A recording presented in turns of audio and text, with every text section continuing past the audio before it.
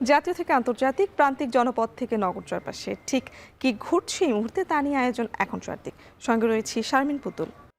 অনেক ছোটখাটো ইস্যু নিয়ে দেশে আবার গোলযোগ সৃষ্টি করার পায়তারা করছে বলে মন্তব্য করেছেন এলজিআরডি মন্ত্রী এবং বিএনপির মহাসচিব মির্জা ফখরুল ইসলাম আলমগীর। বিশ্বকবি রবীন্দ্রনাথ ঠাকুরের ১৬৫তম জন্মবার্ষিকী উপলক্ষে নওগাঁর আত্রাই উপজেলার অতিসর কাছারি বাড়ির দেবকেন্দ্র মঞ্চে জেলা প্রশাসন আয়োজিত অনুষ্ঠানে প্রধান অতিথির বক্তব্যে একথা বলেন তিনি। ফ্যাসিস্ট যারা ছিল তারা দেশটাকে ধ্বংস করে চলে গেছে, অর্থনৈতিক অবস্থা লুটপাট করে নিয়ে গেছে। অনেকে চেষ্টা করছে যে আবার দেশে কিছু কোনো ছোটখাটো ইস্যু নিয়ে বা অন্য কোনো ইস্যু নিয়ে একটা আপনার কিছুটা বলা যেতে পারে গোলযোগ সৃষ্টি করতে। আমরা কেউ চাই না দেশে আর গোলযোগ হোক। নতুন সরকার আবারও পুরনো ধারায় চলছে বলে অভিযোগ করেছেন জামায়াত সেক্রেটারি জেনারেল মিয়া গোলাম পরোয়ার। রাজধানী ডিপ্লোমা ইঞ্জিনিয়ার্স ইনস্টিটিউটে বাংলাদেশ রেলওয়ে এমপ্লয়িজ লীগের কেন্দ্রের দ্বিবার্ষিকী সম্মেলনে অংশ নিয়ে এসব কথা বলেন তিনি। দেশের ব্যবসা বাণিজ্য, শিল্প খাত সহ সব ক্ষেত্রে স্বাধীন সিদ্ধান্ত নিশ্চিত করারও দাবি জানান তিনি। যারা যখন ক্ষমতায় যায় সেই দলের প্রধানমন্ত্রী বড় বড় মন্ত্রীদের বাড়ি যে এলাকায় হয় সেইখানে বড় বড় ব্রিজ, বিভাগ, এটা সেটা সেতু হয়। উন্নয়নের ক্ষেত্রে সমতা রক্ষা করছেন না, বৈষম্যহীনতার জন্য সংগ্রাম করলাম, আপনারা এখন সেই বৈষম্যপূর্ণ সমাজ গঠন করার চেষ্টা করছেন। উন্নয়নকে যদি বৈষম্যহীন করতে হয় তাহলে জাতীয়ভাবে আপনি জরিপ করুন, সার্ভে করুন, কোথায় রেল লাইন নাই, কোথায় সড়ক যোগাযোগ, নানান নেটওয়ার্কের প্রয়োজন। ইনসাফপূর্ণ মানবিক বাংলাদেশ গড়ার জন্য এই সরকারকে সে দায়িত্ব পালন করতে হবে। এই জন্য যে জুলাই আগস্টের গণ আন্দোলন, গণ অভ্যুত্থানে আমাদের তারুণ্যের অজেয় শক্তিরা কিন্তু এই স্লোগানই দিয়েছিল যে উই ওয়ান্ট জাস্টিস, আমরা চাই সুবিচার। বিরোধী দল সমালোচনা করবে, এটাই গণতন্ত্রের সৌন্দর্য। তবে সমালোচনা গঠনমূলক হওয়া উচিত বলে মন্তব্য করেছেন বিএনপির সিনিয়র যুগ্ম মহাসচিব রুহুল কবির রিজভী। শুক্রবার কৃষিবিদ ইনস্টিটিউটে তিনি আরও বলেন, গঠনমূলক সমালোচনা হলে রাষ্ট্র উপকৃত হবে, তবে উদ্দেশ্যমূলকভাবে সরকারকে বিপদে ফেলার চেষ্টা করলে হবে তা ষড়যন্ত্র।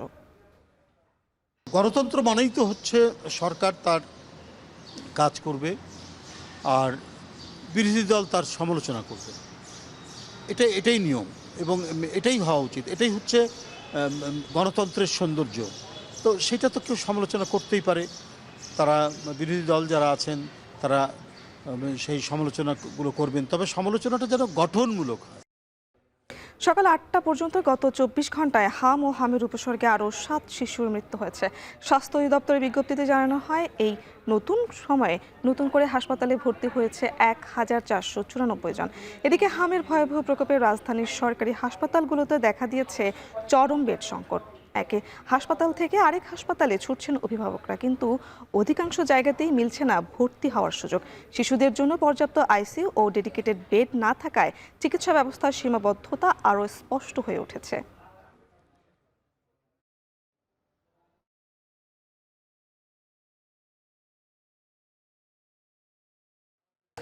জ্বালানি তেলের কারণে বাজারে পণ্যের দাম অতিরিক্ত বেড়ে গেলে তদারকির আশ্বাস দিলেন বাণিজ্যমন্ত্রী খন্দকার আব্দুল মুক্তাদির।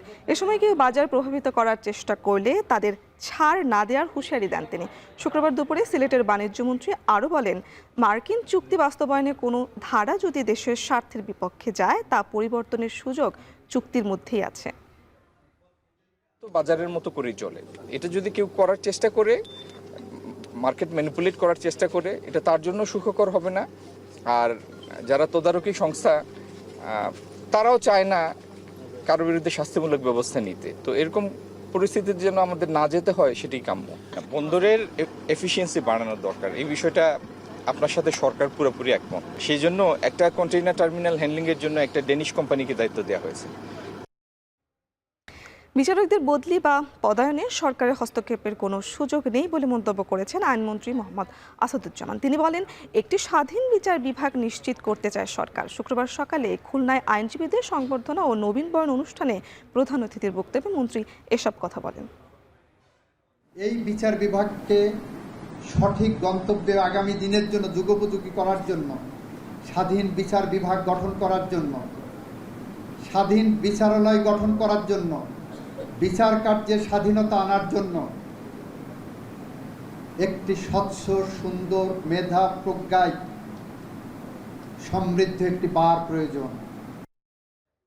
এখন চারদিকে নিচ্ছে একটা বিরতি, ফিরছি একটু পরেই।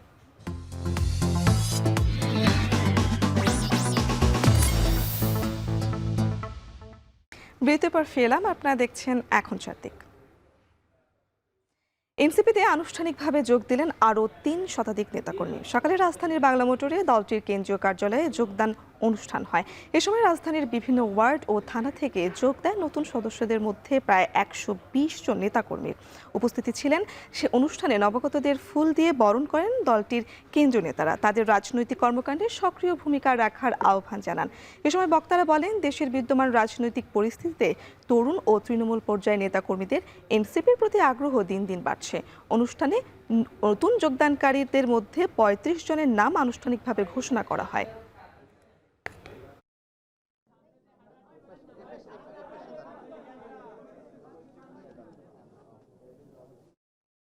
কক্সবাজারে মহেশখালীতে অস্ত্র ও গোলাবারুদ সহ কুখ্যাত ডাকাত ফজল কাদের বাহিনীর 4 সদস্যকে আটক করেছে কোস্টগার্ড।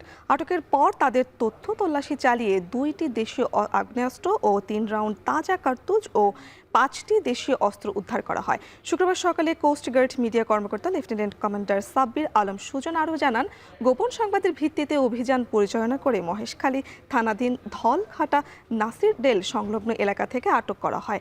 জব্দ অস্ত্র, গোলাবারুদ ও আটক ডাকাতদের মহেশখালী থানায় স্থানান্তর করা হয়। প্রাথমিক জিজ্ঞাসাবাদের অপরাধের বিভিন্ন তথ্য দিয়েছে ডাকাত সদস্যরা।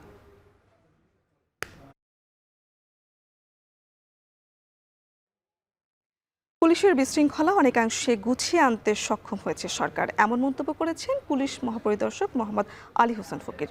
আইন শৃঙ্খলা উন্নয়নে সরকারের সব ধরনের সহযোগিতা করছে বলেও পুলিশ মন্তব্য করেছেন।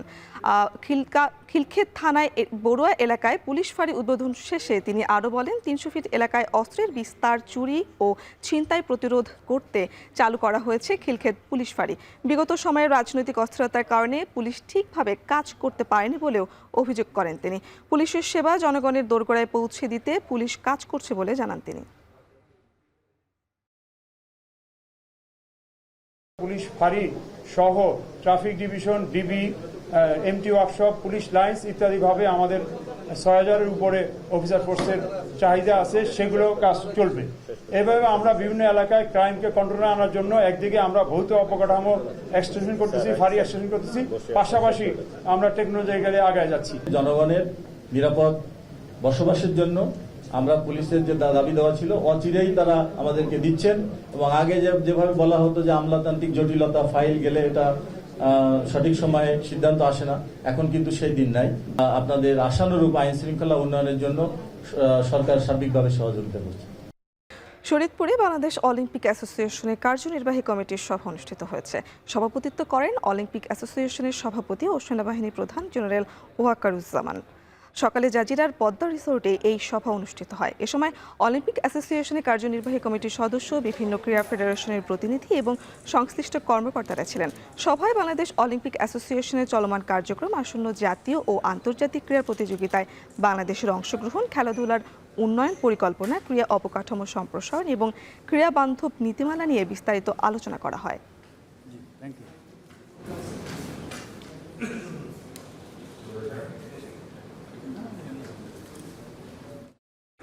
এখন চারদিকে নিচ্ছে আরো একটা বিরতি, ফিরছি একটু পরে।